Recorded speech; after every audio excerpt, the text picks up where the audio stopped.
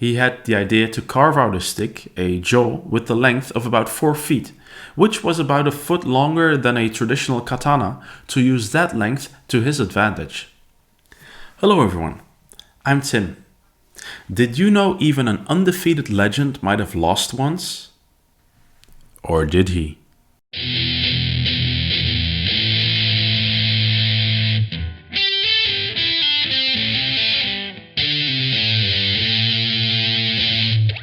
In the early 17th century, when Musashi was still a young man, he met a fellow martial artist named Muso Gonnusuke Katsuyoshi.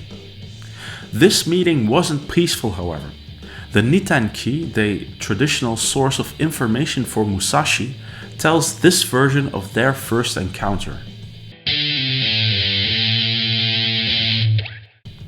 While Musashi was in Edo, a man named Muso Gonnusuke came looking for a match. Gonosuke was armed with a bokuto, a wooden sword. At the moment, Musashi had a willow bow, but he immediately took up a stick to confront Gonosuke. Without even a nod, Gonosuke attacked. Musashi struck him down with one stroke. Thwarted, Gonosuke quit. There are different versions of this tale, specifically those told by the followers of Katsuyoshi and those told by the followers of Musashi. Understandably, the latter group maintained Musashi was never defeated, but I can't let that detail be the reason for omitting this story. See, when Katsuyoshi was defeated by the legendary swordsman, Musashi did not kill him. After this, Gonosuke withdrew to a Shinto shrine where he would practice daily in perfecting his swordsmanship, praying and performing Shinto purifying rituals for 37 days. After one of his regular, exhausting training sessions, he collapsed from fatigue and had a vision of a divine being in the form of a child saying to Gonosuke, "Hit the solar plexus with a circular stick." After that, he had the idea to carve out a stick, a jo, with the length of about 4 feet, which was about a foot longer than a traditional katana, to use that length to his advantage. Gonosuke also devised a series of techniques aimed at countering and defeating the swordsman.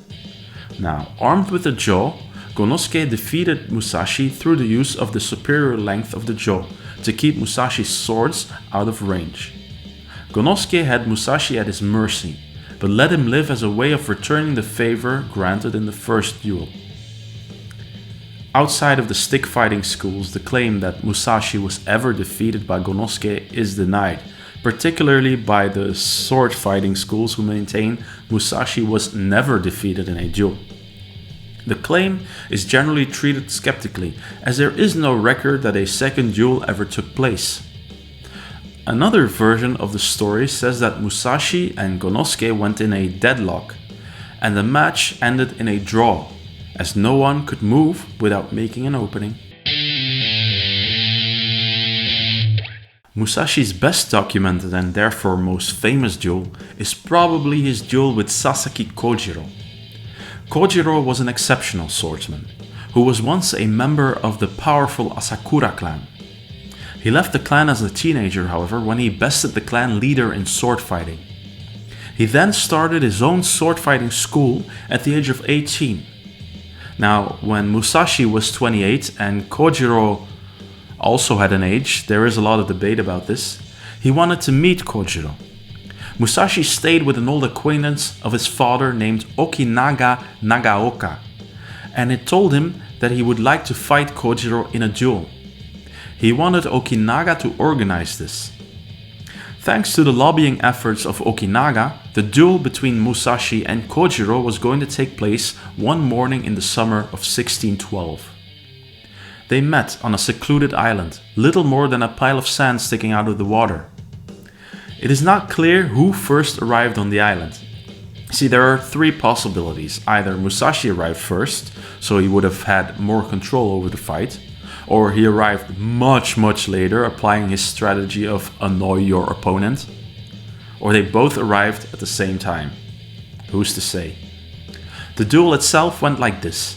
Musashi fought with a bokuto that he had cut from an oar.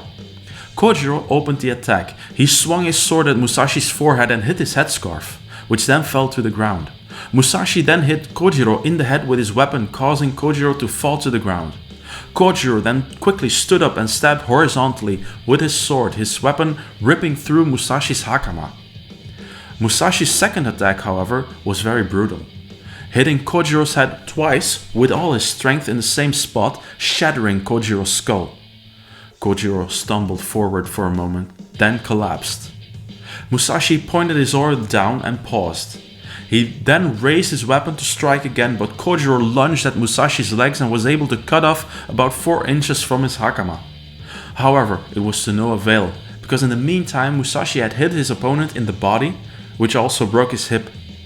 This blow finally caused Kojiro to lose consciousness. Kojiro did not survive. So, did you enjoy these stories of this fabled fighter? Which was your favorite story? Leave a comment down below, and don't forget to like, share and subscribe. I'll leave you for now. Let me wish you a great day, and as always, thanks for watching.